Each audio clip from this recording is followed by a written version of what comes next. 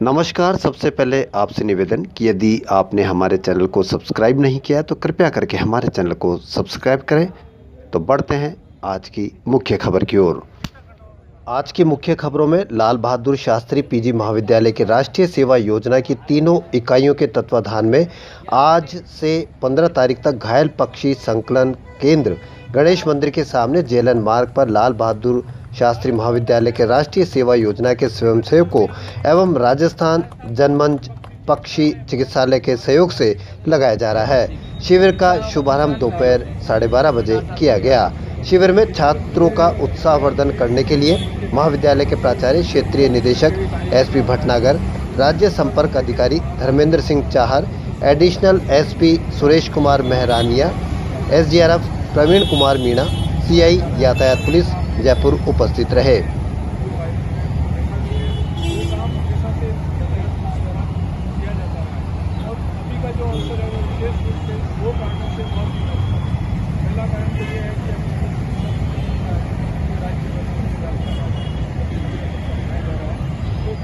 क्रम में न केवल हम मानव जीवन को बचाने के लिए बल्कि पशु को बचाने का भी संदेश देना चाहते हैं। और ये करके हमारे अच्छा काम किया है, तो हम रिवार्ड भी दिलवाएंगे। इसी क्रम में मैं ये बताना चाहता हूँ मकर संक्रांति का जो पर्व है उसको जयपुर शहर में काफ़ी भारी मात्रा में बड़ी संख्या में पतंग उड़ाई जाती है। और पतंग उड़ाने के दौरान अक्सर पक्षी घायल होते हैं और उन पक्षियों को घायल पक्षियों को सही समय पर चिकित्सा उपलब्ध कराना, उनकी प्राणों की रक्षा करना, वो काम भी यातायात पुलिस द्वारा किया जा रहा है।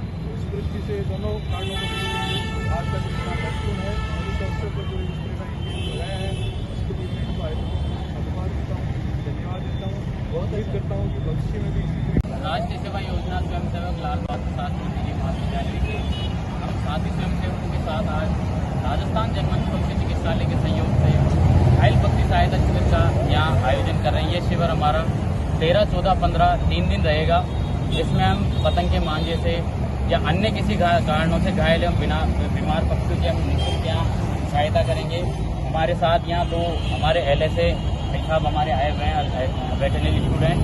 साथ ही मैं इस प्रोग्राम के लिए हमारे महाविद्यालय के प्राचार्य एवं कार्यक्रम संयोजक डॉक्टर मुदित गुप्ता सर का बहुत बहुत धन्यवाद करना चाहूँगा, जिन्होंने हमें इस कार्य के लिए सहयोग किया और समर्थन किया। साथ ही राजस्थान जनमंच ट्रस्ट के सचिव श्रीमान कमल लोचन जी सर का और मेरे साथी स्वयंसेवकों एवं कार्यक्रम अधिकारी महोदय एवं हमारे जो कॉलेज के प्राध्यापक गण जितने भी हैं उन सबका भी धन्यवाद देना चाहूँगा कि उनके आशीर्वाद और सहयोग से आज हमने यहाँ ये कैंप का आयोजन किया है, जिसमें हम निःशुल्क एवं बेसहारा पशु पक्षियों का इलाज करेंगे। पशु का भी कर रहे हैं। पशु जैसे आ जाते हैं तो हम उनको बताएंगे कि किस जगह इनको लेकर जा सकते हैं। साथ ही मैं आम नागरिकों से अनुरोध करूंगा कि आप जो पतंग का समय है वो आप 6 से और 8 बजे के बीच ना उड़ाएं। शाम को भी आप 5 से और 7 के बीच में ना उड़ाएं। इस समय पक्षियों का जाने और घर आने का समय रहता है, तो इस टाइम पे पक्षियों में कैजुअलिटी होने के ज़्यादा चांसेस रहते हैं। तो आपसे मैं अमोलक बैरवा। देखो, एक बहुत पुरानी फिल्म थी जगदीप साहब की, उन्होंने एक गाना बड़ा अच्छा था, चली चली रे पतंग मेरी चली रे, चली बादलों के पार होके डोर पे सवार। तो अब वो डोर उस समय तो बहुत अच्छी होती थी, प्रेम के धागे होते थे, कोमल होते थे, लेकिन अब चाइनीज मांझे भी आ गए, उससे जीवन की डोर कमज़ोर होती जा रही है। उसका जो ये प्रयास कर रहे हैं अमोलक जी की टीम और बर्ड्स वाले जितने भी है, क्या संस्था का नाम है आपका? सर हम राष्ट्रीय सेवा योजना LBS कॉलेज। हाँ, तो LBS कॉलेज से राष्ट्रीय सेवा योजना NSS वाले हैं, तो ये बहुत अच्छा प्रयास है। ये मानव ही नहीं पक्षियों तक के बारे में भी सोचते हैं, तो इतना बड़ा प्रयास जो मोदी जी की ये टीम है और उनके साथी लोग हैं। और जब अपन मानव मात्र से लेके प्राणी मात्र तक सोचने लग जाते हैं तो बात कुछ और अलग हो जाती है। वो एक बड़ा ध्येय लेके चलते हैं तो मंजिल मिलेगी उनको यकीनन। ये फैले हुए उनके पर बोलते हैं, वही लोग खामोश रहते हैं अक्सर ज़माने में जिनके हुनर बोलते हैं। तो आज मोदी जी खामोश हैं तो इसका मतलब ये नहीं है, इसका कोई कारण होगा। तो देखना ये भी एक दिन कलम से काटता हुआ चारण होगा। और मोदी जी की टीम बहुत शानदार काम कर रही है, तो बहुत शानदार साधुवाद है। और ये प्रयास एक भागीरथ प्रयास है जो मानव मात्र से लेकर प्राणी मात्र को जोड़ता है। यूनिवर्सलाइजेशन, ग्लोबलाइजेशन का एक बड़ा उदाहरण पेश करता है। पब्लिक के लिए मैं ये चाहता हूँ कि आप जब टू व्हीलर पे चलें कम से कम तो एक मफलर जैसी कोई चीज़ पहन के चलें, और हेलमेट भी करें तो फुल कवर्ड लेके चलें। कहीं फुल कबाड़ सा लेके चलते हैं उसमें ज़रा दिक्कत आ जाती है। तो हमें जान बचानी है, तो गर्दन ही कट जाएगी तो फिर क्या रह जाएगा, कंट्रोल ही सिस्टम हो जाएगा। ये सबसे बड़ी अपनी जो वेन्स होती है इसमें सबसे ज़्यादा कैजुअलिटी होती है, और इस तरह की कैजुअलिटी कोई हो तो वो तुरंत ट्रॉमा सेंटर एसएमएस में जाए तो उसको बहुत फ़ायदा मिलेगा। वहाँ काफ़ी सक्षम टीम है। पिछली बार एक हमारे रिश्तेदार की गर्दन कट गई थी तो हम उसको 5-7 जगह लेके गए, लेकिन अल्टीमेटली उनको जाना एसएमएस पड़ा। तो गोल्डन आवर जो पहला घंटा होता है उसमें अगर मिलती है चिकित्सा तो बहुत अच्छी बात है जी। हमने देखा क्या कहना है? वो इसलिए ये कहना है कि जो प्रेम नाम है, प्रेम कुमार उस कांस्टेबल का, और वो बहुत बढ़िया मेहनत है। हेड कांस्टेबल है शायद, वो कांस्टेबल है, लेकिन हेड कांस्टेबल बनना चाहिए ऐसे आदमी को जो ये अच्छा उदाहरण पेश करता है। तो ऐसे लोगों को प्रोत्साहन दिया जाना चाहिए, बढ़िया रिवार्ड मिलने चाहिए। और जैसे वीड तो जब रील वायरल होती है तो उसकी प्रेस्टीज तो बढ़ती है। तो पूरे हमारे जयपुर पुलिस, राजस्थान पुलिस का गौरव है भाई, और ऐसे प्रयास जो करते हैं हम उनको सैल्यूट करते हैं, मन से करते हैं जी। मैं राजस्थान जनमंच पक्षी चिकित्सालय जयपुर का बहुत बहुत धन्यवाद देता हूं कि उन्होंने लाल बहादुर शास्त्री पीजी महाविद्यालय को इस कैंप को लगाने की अनुमति दी, और हमेशा उनका शुक्रगुजार रहता हूं कि हर साल मकर संक्रांति के पर्व पर वो इस कैंप का आयोजन करते हैं, जिसमें घायल पक्षी आते हैं, उनका उपचार प्रॉपर तरीके से किया जाता है।